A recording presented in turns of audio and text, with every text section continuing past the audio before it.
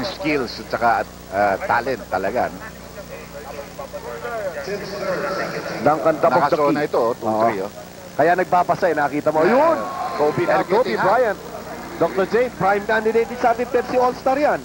5 points in a row. MVP, This was the guys that I said that would probably be big one. Iverson, 3-point shot, pero wala.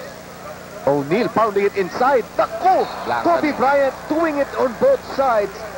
Making a 3-point shot and slapping the ball away dito sa last play na ito. This overtime is brought to you Fight malamig dito sa Atlanta, Dr. J, in choosing our Pepsi All-Star MVP. Ito pa isa. McGrady, pero may tinawagan ng foul kay Shaq. Ito yung seryoso eh. Ito yung tinatawag nating Game time. diinan na. Oh. Enough of the showtime moves and let's get down to business. We needed 5 minutes.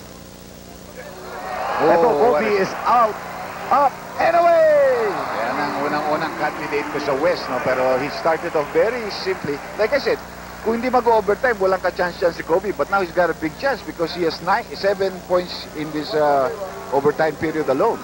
Iverson bumps, takes the basket, wanted the foul. Ito yung mga mukha nitong mga ito, nagbagong bigla. Kanina, komedyante dating eh, ngayon seryoso na dating nila.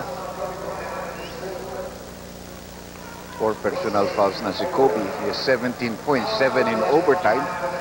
Michael is still coming back, making that one more comeback. Ang hindi na nakabalik dito si Vince Carter. No? Yung Saka sila Paul Pierce. nawala na rin, oo.